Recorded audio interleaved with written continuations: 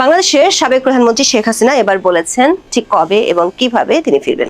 গত 28 জুন ভারতীয় সংবাদ মাধ্যম এনডিটিভিকে দেয়া সাক্ষাৎকারে তিনি বলেছিলেন 2026 সালের মধ্যে তিনি মৃত্যুদণ্ড মাথায় নিয়ে বাংলাদেশে ফিরবেন। এনডিটিভি সহ এর আগে শেখ হাসিনার যতগুলো সাক্ষাৎকার ভারতীয় ও আন্তর্জাতিক গণমাধ্যমে প্রকাশিত হয়েছে সেগুলো ছিল ইমেল ইন্টারভিউ। এই প্রথম শেখ হাসিনা আন্তর্জাতিক সংবাদ মাধ্যম রয়টার্সকে টেলিফোন ইন্টারভিউ দিয়েছেন, যেখানে তিনি উল্লেখ করেছেন কখন ও কিভাবে বাংলাদেশে ফিরবেন। রয়টার্সে প্রকাশিত ওই সাক্ষাৎকার ভিত্তিক প্রতিবেদনে বলা হয়েছে, ডিসেম্বরে আত্মসমর্পণের জন্য দলীয় সহকর্মীদের নিয়ে ফেরার পরিকল্পনা করছেন শেখ হাসিনা, যার অর্থ হলো শেখ হাসিনা রয়টার্সকে জানিয়েছেন স্বেচ্ছায় ফিরে এসে তিনি ও তার দলের নেতারা আদালতে আত্মসমর্পণ করবেন। শেখ হাসিনার আশঙ্কা দেশে ফিরলে তাকে গ্রেপ্তার করা হতে পারে কিংবা মেরে ফেলা হতে পারে। তার সত্ত্বেও তিনি দেশে ফিরে আসবেন সেটি চূড়ান্ত করে ফেলেছেন। তবে মৃত্যুদণ্ড সত্ত্বেও শেখ হাসিনার এ প্রত্যাবর্তনের পরিকল্পনা নিয়ে ঢাকার সঙ্গে বাংলাদেশের বর্তমান সরকারের সাথে এখনো পর্যন্ত কোনো যোগাযোগ হয়নি বলে জানিয়েছেন। তার ফেরার পর পরিস্থিতি কি হবে সেটার ভার বাংলাদেশের সরকারের উপর নয়, বরং জনগণের উপরে তিনি ছেড়ে দিতে চান। প্রশ্ন হলো, কোন প্রক্রিয়ায় ডিসেম্বরে একযোগে দলের নেতাদের নিয়ে আদালতের মুখোমুখি হবেন বাংলাদেশের সাবেক এই প্রধানমন্ত্রী? আর শেখ হাসিনা ফিরলে তখন কি হতে পারে? বিস্তারিত জানতে চলুন যাওয়া যাক বিস্তারিত। কর্নেল অলি থেকে তারেক রহমান সকলেই জানেন যে বিএনপির ভেতরে বিশ্বস্ত কর্মী বাহিনী পাওয়া কত মুশকিল, এবং এই যে বিপুল পরিমাণ উচ্চাকাঙ্ক্ষীদের একটা দল, যে দলে এসে সেনাবাহিনী থেকে সেনাবাহিনীর বাইরে থেকে নানা আদর্শের ব্যক্তিবর্গ বিভিন্ন পদ পদবি পেতে সুযোগ সুবিধা পেতে এসে জিয়ার আমল থেকে জড়ো হন, সে দলের নেতা নিজের দলের ভেতরেও কতটা নিরাপত্তার ঝুঁকিতে থাকেন। গত 28 জুন বাংলাদেশের সাবেক প্রধানমন্ত্রী ও দেশটিতে সরকার নির্বাহী আদেশের কার্যক্রম নিষিদ্ধ থাকা দল আওয়ামী লীগের সভানেত্রী শেখ হাসিনা ভারতীয় সংবাদ মাধ্যম এনডিটিভিকে যে সাক্ষাৎকার দিয়েছিলেন সেটি বেশ সাড়া ফেলেছিল।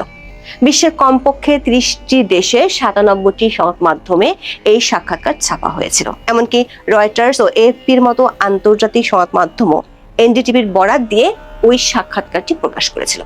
দিল্লিতে থাকা বাংলাদেশের সাবেক প্রধানমন্ত্রীর ওই সাক্ষাৎকারটি এতটা সাড়া ফেলার বড় কারণ ছিল সেই সাক্ষাৎকারে তিনি প্রথমবারের মতো দেশে ফেরার সময়সীমা ঘোষণা করেছিলেন। বলেছিলেন তিনি চলতি বছরের মধ্যে বাংলাদেশে ফিরবেন। এমনকি তার বিরুদ্ধে মৃত্যুদণ্ডের রায় থাকা সত্ত্বেও তিনি বিচারের মুখোমুখি হবেন। দর্শক, 24 5 আগস্ট থেকে শেখ হাসিনা দিল্লিতে আছেন। সেখান থেকে গত 2 বছরে বেশ কয়েক দফায় বহু ভারতীয় ও আন্তর্জাতিক সংবাদ মাধ্যমে সাক্ষাৎকার দিয়েছেন শেখ হাসিনা। তবে সেই সাক্ষাৎকারগুলো ছিল ইমেলে দেয়া। শেখ হাসিনার প্রথম টেলিফোন সাক্ষাৎকার প্রকাশ করেছে আন্তর্জাতিক সংবাদ মাধ্যম রয়টার্স।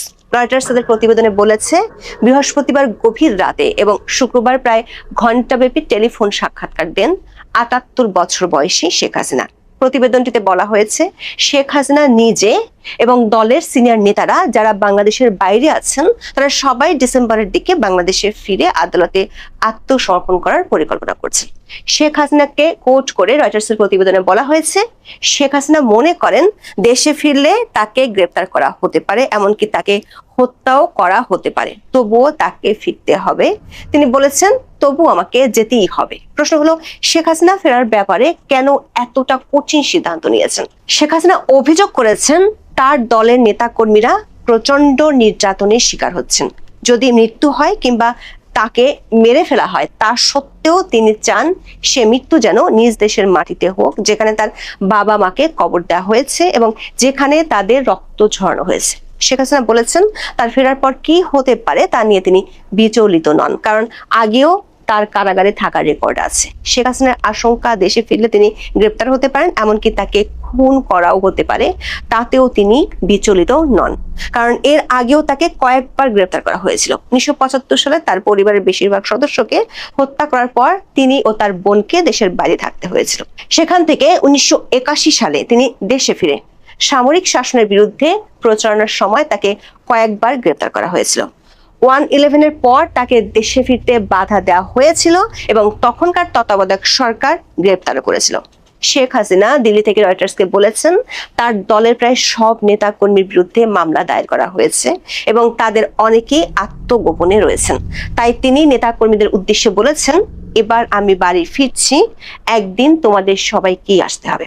আমরা সবাই মিলে আদালতে আত্মসমর্পণ করব। তবে তিনি ফেরার বা আদালতে আত্মসমর্পণের কোনো দিন বা তারিখ উল্লেখ করেননি।